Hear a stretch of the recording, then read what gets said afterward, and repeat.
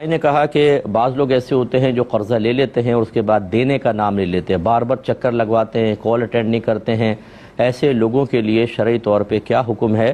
جبکہ وہ قرض ادا کرنے پر قادر بھی ہوتے ہیں لیکن جان بوجھ کر ٹال مٹول کرتے رہتے ہیں اور خود انسان ذلت محسوس کرتا ہے بار بار مطالبہ کرنے پر، ایسے لوگوں کے لیے کیا حکم ہے؟ دیکھیں یہاں دو چیزیں ہیں۔ اگر تو کوئی شخص ایسا ہے کہ جس نے قرضہ لیا ہی اس نیت کے ساتھ ہے کہ دوں گا ہی نہیں، تو نبی کریم صلی اللہ علیہ وسلم نے ارشاد فرمایا کہ جو قرض اس نیت سے لے کہ میں اس کو بعد میں ادا کروں گا تو اللہ تبارک و تعالیٰ اس کی طرف سے ادا کرے گا، یعنی مراد یہ کہ اس کے لیے آسانیاں پیدا کرے گا اور وہ مال اس کے پاس آئے گا، وہ ادا کر دے گا۔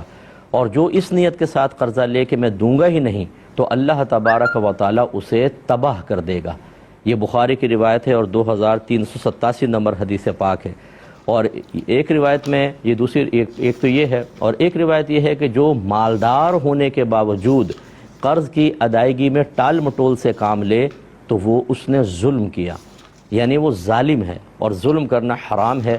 اس کا مطلب حرام اور گناہ کبیرہ کا مرتکب ہوگا۔ یہ بھی بخاری کی روایت ہے اور 2400 نمبر حدیث پاک ہے۔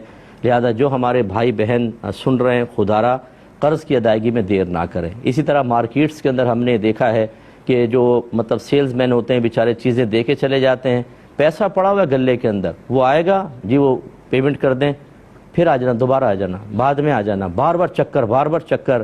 یہ یاد رکھیں کہ آپ نے ویسے ہی کسی سے پیسہ لیا ہو بعد میں ادا کریں، اس کو عرفاً قرض کہتے ہیں۔ اور اگر آپ کو کوئی چیز آپ نے خریدی اس کی پیمنٹ کرنی ہے، اس کو دین سے تعبیر کرتے ہیں، جو قرض جو ہوتا ہے لیکن دین کہتے ہیں۔ ان دونوں میں بلا عذر ٹال مٹول کرنا گناہ ہے۔ لہذا جو کاروباری حضرات مجھے سن رہے ہیں، خواہ مخواہ کیوں دوسرے کو تنگ کرتے ہیں، بر وقت پیمنٹ کریں۔ آپ نے آج بھی دینا ہے، کل بھی دینا ہے۔ رولا کر دینا، توڑ کے سامنے والے کا پیسہ دے کے خراب کر دینا، اس کی بیچارے کی دل آزاری، بد دعائیں لے کر پھر آپ سمجھتے ہیں آپ کے کاروبار میں برکت ہوگی، اسی لیے برکت نہیں ہوتی ہے، یعنی اس وجہ سے بھی برکت نہیں ہوتی ہے۔ اس لیے اللہ کی بارگاہ میں توبہ کرنا واجب ہے۔